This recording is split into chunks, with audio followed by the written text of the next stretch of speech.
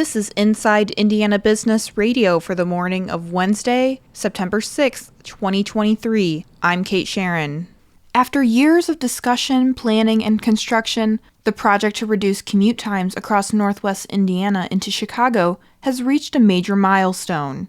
Operators with the Northern Indiana South Shore Line ran their first train on new track last month.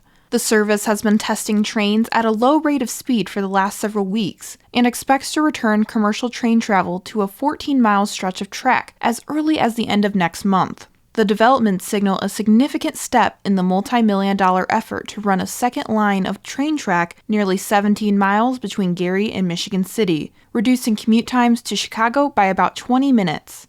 Northern Indiana Commuter Transportation District President Mike Noland. The investment we're making is going to pay off, and it's going to pay dividends for decades. But even as the years-long project nears completion, NICTD, which operates the rail line, has its eyes set on the future.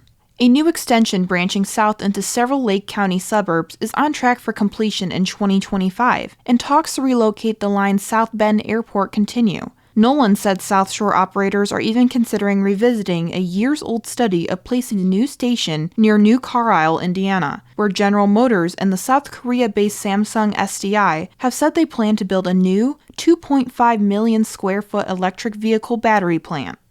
Governor Eric Holcomb announced the details of the next round of Regional Economic Acceleration and Development Initiative grants Tuesday afternoon. The new $5 million allotment is directed towards quality of place and population growth investments across the state. A schedule has been released including a February 23, 2024 deadline for community proposals. The first round of READY awarded over $487 million to 361 organizations.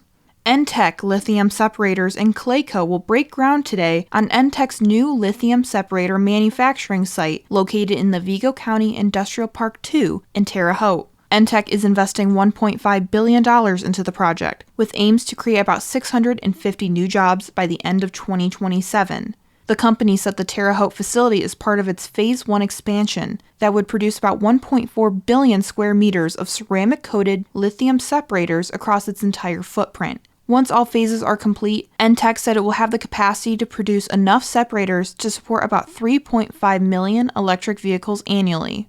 A new Purdue study shows farmer sentiment on the industry now and in the future has weakened this month, with rising interest rates and high input cost concerns putting a damper on the mood. Top concerns for farmers are the aforementioned reasons, plus lower crop prices. From the number one source for Indiana business news, this is Inside Indiana Business Radio. For 25 years, we've had the honor of telling the story of Indiana business. More than 1,300 shows, 8,000 interviews. We've traveled from Valparaiso to Versailles, Fort Wayne to Fort Branch, and everywhere in between. And we are just getting started. Our team is passionate about Indiana business because your story is worth telling. Join us every week as we travel the state to bring you Indiana's story. Inside Indiana Business, 25 years and counting. When Fabian Granquist couldn't find grab-and-go snacks made from Whole Foods to power him through training, he decided to make his own. Now the professional hockey player and recent college grad is preparing his snack products for the production line. Inside Indiana business reporter Kylie Valletta. Granquist moved from Sweden to play on the Indiana Tech hockey team in Fort Wayne. As a young athlete, he realized snacking on highly processed foods was convenient, but not helping his performance on the ice. After years of experimenting, he's created two Grand Quest products, a protein muffin and energy bites, made from a short list of whole foods, dates, oats, dark chocolate, flax seeds, and natural peanut butter. Granquist says his products are low on the glycemic index, which means they won't cause a spike, then drop in blood sugar. It's been shown that eating something with more fiber and slow releasing carbohydrates like resistant starch before game or practice actually will help you retain more glycogen in your muscles. Therefore, you can have a higher performance level over a longer period of time. Granquist, who won Indiana Tech's Innovation Challenge, is now working to move his bites and muffins from small batch production to a manufacturing line. His goal is to sell his whole food snacks in bulk directly to athletic teams. Kylie Valletta, Inside Indiana Business, Radio. The vast majority of Indiana's counties opted to participate in a statewide program designed to revamp the state's public health investment, which averages $55 per resident, far below the national average of $91 per capita. Governor Eric Holcomb celebrated the commitment, which requires participating counties to offer several core public health initiatives to receive funding, and will reach about 96% of Hoosiers. The recommendation legislation emerged from the Governor's Public Health Commission, which lawmakers codified in the last legislative session. Each county had until September 1st to finalize their decision, and ultimately 86 of the 92 counties joined. The 6 counties that didn't opt in, Whiteley, Wells, Fountain, Johnson, Crawford, and Harrison, can still participate in the 2025 cohort.